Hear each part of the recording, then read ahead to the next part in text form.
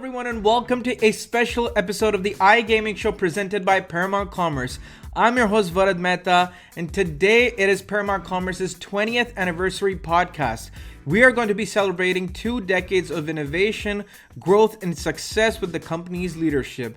We're going to take a closer look at the company's history and much more with Dave Rowe, Chief Operating Officer at Paramount Commerce, Sereena Boparai, the Chief Revenue Officer at Paramount Commerce, Akhil Mittal, VP of Product Management at Paramount Commerce, and Amy Reier, the Director of Legal at Paramount Commerce. So without further ado, let's get the show rolling. What is one thing you get in the UK that you just can't get anywhere else? Could be Good food. tea. Good tea. Good tea, okay. That's hilarious. Actually, the tea that you make at home, I think, is probably, it's hard to reproduce anywhere else you go. It's the type of tea. The type of tea and the milk that you use, because we put milk in our tea. Yes. Maybe even down to the water. I don't know. But that even if I take my own tea bag somewhere else, then it still doesn't taste the same. This is hilarious. I love that. I love that answer. If I'm not mistaken, someone from your family is an army medic. Oh, that would be my mum. Yes. Could you tell us about that? Because that's really cool. Yeah, she's actually a nurse in the Royal Navy, so the Royal Navy Reserves. Yeah, she joined, I believe, sometime around when I was 10 or 11 years old. So she's been in the Navy for a very long time now.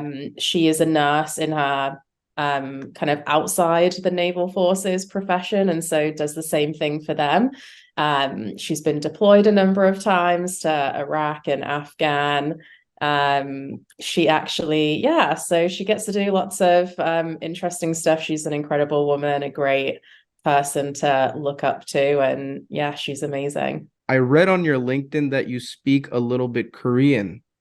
Now, can you say something for us in Korean, and how did you learn Korean? Oh, wow. Okay, you did your research for sure. I could say 안녕하세요. 저는 Akhil입니다. That means I'm introducing myself. My name is Akhil. Okay. How I learned, I always had, love for languages. I've tried Spanish and French before too. And I myself, being from India, I had to learn different languages. So I know 3 languages growing up. So Korean, just because some of my friends were from Korea and I was taking a trip to Korea in 2016. So I thought it'll be good to sort of know a little bit about the language. So I took a course at the Korean consulate. And then I got hooked and I, just continued learning and spent a few years on that. So yeah, I can speak a little bit, read, understand, can watch some Korean dramas and follow along. Yeah. So. Okay, Amy. So if you were the lead singer of a band, who would you like to have as your guitarist, bassist, and drummer? Oh, that's a toughie. Okay, so let's go with Zakk Wylde from Ozzy. Let's do Geddy Lee from Rush on bass and John Bonham from Zeppelin on drums. We're going to be a pretty heavy band, I think. Yes, very good choices.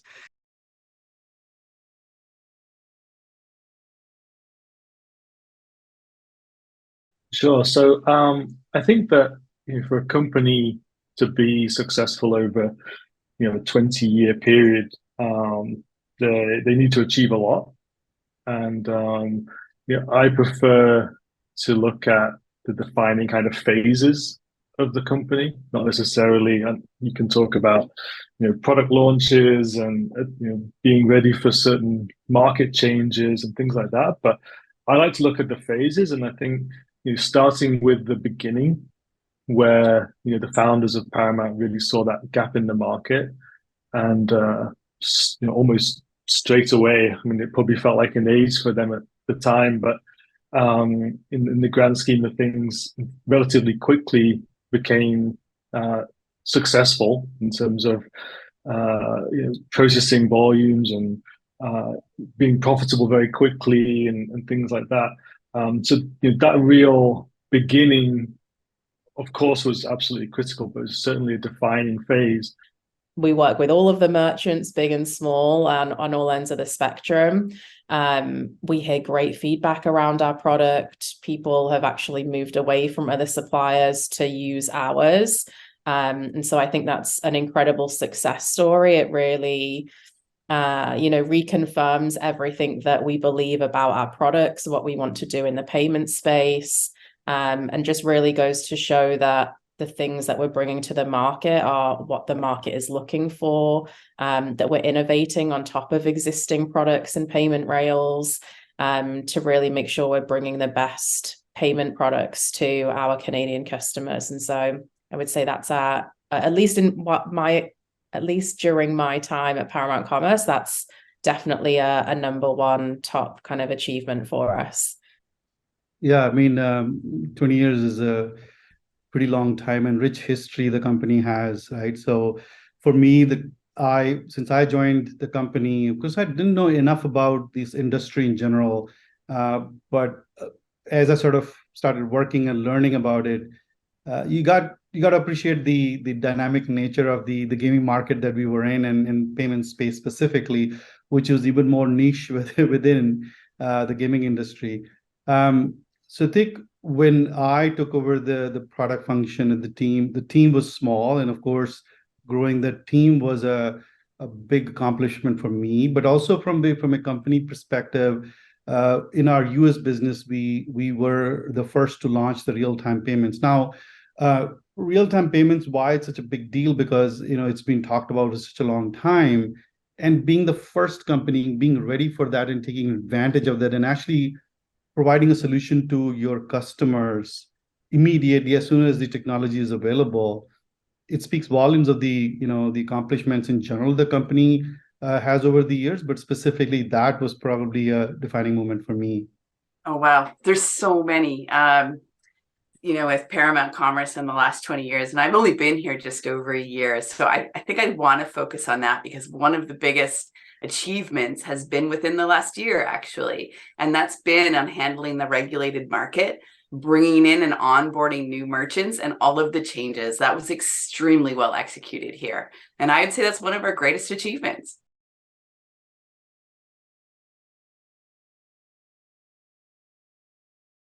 I think that first and foremost, a company must have the right culture.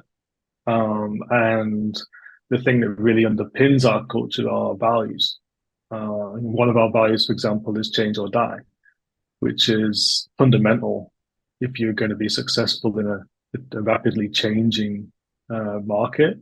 I think if we go back to what I was talking about, the different phases of the business, it's arguable that 5-10 years ago, a lot of what Paramount did was primarily its own technology. Everything, if you looked at it, was proprietary. And whilst there are advantages to that in terms of maintainability and even control of your own destiny to some degree, but it also can hold you back, because you're completely dependent on what you can do yourself with your own resources. And if you through partnerships, sometimes strategic, or integrating with the right tools and partners and suppliers, then you can start to increase your throughput of innovation, because you're not reliant on yourselves to do everything. So I think that transition from a company that was 90-100% proprietary to a more balanced setup has been a significant factor in our ability to keep changing and being dynamic. I think that one of our core values as a business is change or die, and so I think that it really underpins everything that we do, is to make sure that we're continuously changing and adapting to the industry and what people are asking for. And ultimately understanding what people are asking for comes from our relationships with our merchants and our customers. And so we really pride ourselves on the relationships that we build with our customers. We want to make sure that we're listening to their feedback and what they want from a payment provider. and also really listening to the feedback they get from their own customers as well. So understanding what they want when they see a deposit method on a cashier, if they're looking for enhancements or improvements, making something easier to use or faster to use. Hence the launch of one-click payments for us with our instant bank transfer product. And so I think it's really all about listening to what the market wants, what our customers want, and being agile and changing as those needs change over time, which inevitably they always do and continuously do. I think when Paramount started 2003, in early 2000s, I think fintech wasn't as hot as it is right now in the last 10 or so years. So being in this space that early, I can only imagine the amount of challenges you faced. And I understand several sort of legislations went through in the US side, even in the Canadian side was a market is only just opening up in Ontario since last year. So definitely all of these are challenges that most companies who are coming into any new market face. So it has a long history of sort of tackling these challenges and adapting to them. Recently, as I mentioned, 2022, then Ontario legislation happened. We were right there. We were prepared from before, and we kind of right when April 4th, 2022, we were compliant, and so were our merchants. So we kind of take advantage of whatever the situation provides us as an opportunity. And to your earlier point, as you mentioned, that I have to be on top of things. Yes, definitely product function is that, but I think we depend on all our counterparts. It's quite a bit of a team effort because we can't be at every place all the time, but we are sort of at the center. We try to make sure we get all of the intel that we can from everywhere ourselves through our team members, through any of the other business partners that we have. So that's how we sort of move forward. I find that Paramount is an extreme leader in innovation. And I find that not only for products, but for services, they're always improving the experience for the merchant and for the end user, ultimately. And I also see them embracing innovation within the company itself to help the entire team. That's been Paramount for me.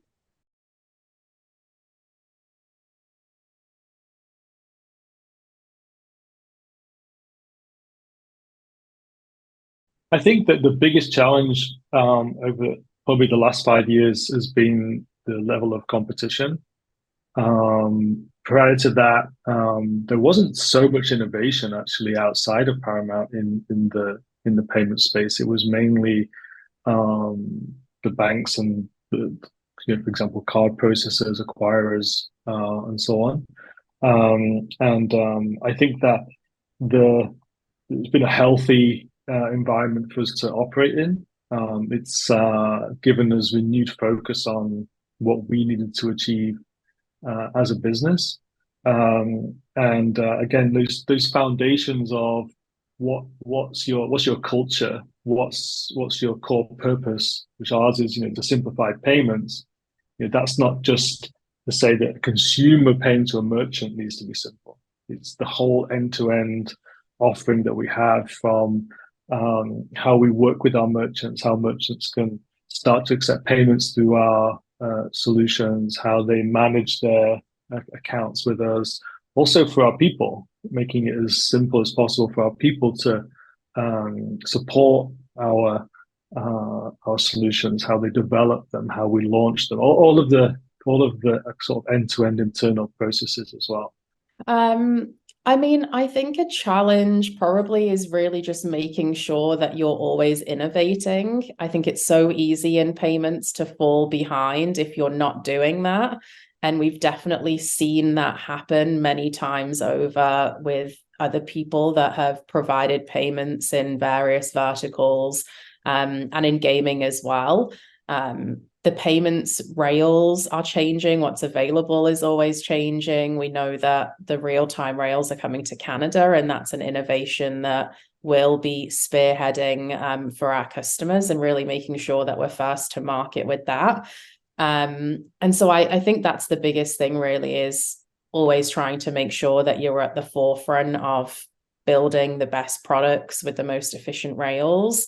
And for us, innovation is number one in everything that we do. Another core value to keep dropping them in is solve for success.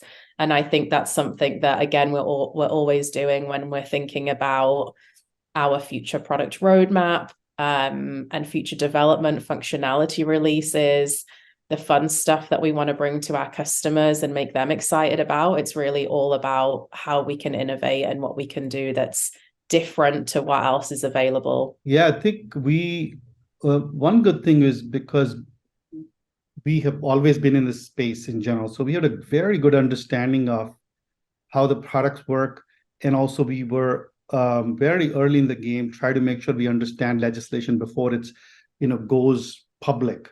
As in, we try to make sure that we understand what's the motivation behind it, what will be our requirements, what's on the operators, etc. So we were prepped much before, and then as we sort of do our roadmaps, we do our planning for the year. This was something at the top of the charts, so we know that this is something we need to do, and we made sure we had the tools for our merchants to go live with this before even the time sort of came on the April 4th date.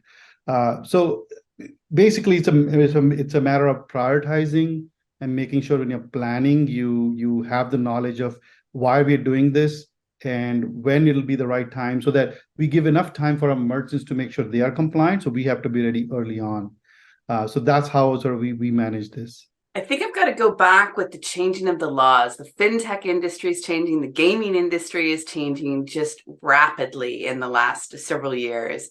And it's really keeping up with those laws. We have a fairly new legal team here, and some of us are newer to these industries. So it's really keeping up on the laws and constant changes there.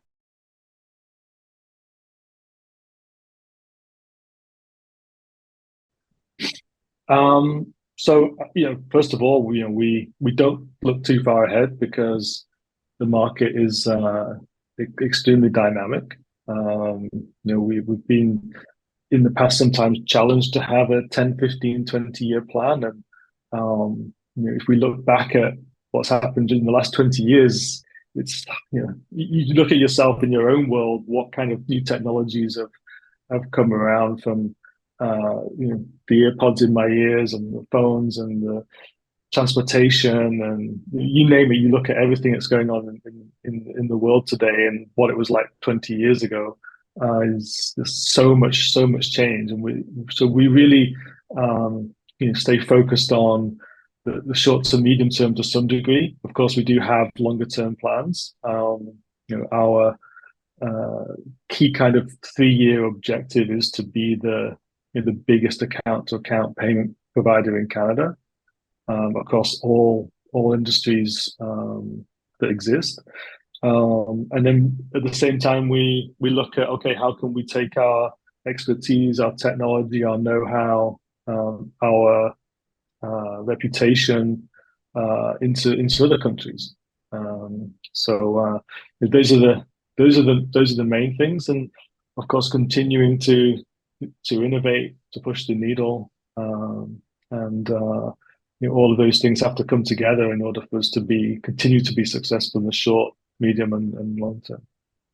Yeah, absolutely. I think we kind of pride ourselves on the relationships that we've built with some of our vendors and suppliers. We want to make sure that we can bring new things to our customers. I think really our vision probably moving forwards is just to continue our company core purpose, which is simplifying payments. And outside of that, I think we're really excited to expand into new verticals. Our aim is to become the largest account-based payment provider in Canada. And so that means expanding outside of gaming. So we're starting to really build up our relationships and launch with other verticals. So crypto, international remittance, and e-commerce, to name a few. And yeah, I think outside of that, it will be that we're really focused on being first to market with real-time rails. It's the next big innovation that we're super focused on and really excited to bring to our customers. So yeah, I covered a lot there, but those are the key things. And as we know that more markets would open up, Ontario is just one, there's Alberta, BC, etc. that open up. So there'll be more things to do for each of those products. And from there, I think there's opportunity to look at the real-time rails, which is imminent, hoping early next year. So we want to be ready for that. So we make sure that we are first to market there as well. And sort of open banking is another sort of area which is kind of it's kind of aligned with the real-time rails at the same time. It's happening at the same time, but it depends on the banks and how fast they move to open that up. As they give access, we want to be there to have that access and offer that to our customers. So I think those are some of the things that we're actually focusing on from a product perspective, because the rate of innovation is pretty fast nowadays, and we want to be, speed is the only way to be basically keep a competitive edge. So we want to make sure that we are sort of first, offering these innovative solutions to our merchants. I think it's going to be new, exciting products and new verticals for us. I also think that, in terms, it's going to be other provinces are going to be regulated down the road as well. And there are going to be different changes, and they're not going to be exactly like Ontario. They're all going to be unique. And so that's going to be exciting. And it'll be interesting to see how we adapt to that and how seamless we can bring in new merchants and adjust to those changes. And the other areas that I'm really excited about seeing us move into is open banking. In Canada and as an industry, and just changing fintech laws on a global basis and a national basis. Okay. And if I was to give a bit of advice to anybody going into this field, I'd say be the expert. Know your stuff and learn these areas inside and out. Just always watch those new changing developments. I want to thank Dave Rowe, the Chief Operating Officer at Paramount Commerce, Sereena, Boparai, the Chief Revenue Officer, Akhil, Mittal, the VP of Product Management, and Amy Reier, the Director of Legal, for joining us today for this special podcast and providing their wonderful insights into Paramount Commerce and its story. If you enjoyed today's episode, then please don't forget to like, share, and subscribe to our YouTube channel. If you have any questions for us or the leadership team, then please do comment them down below. I'm your host, Varad Mehta. Happy 20th birthday to Paramount Commerce, and until next time, keep gaming.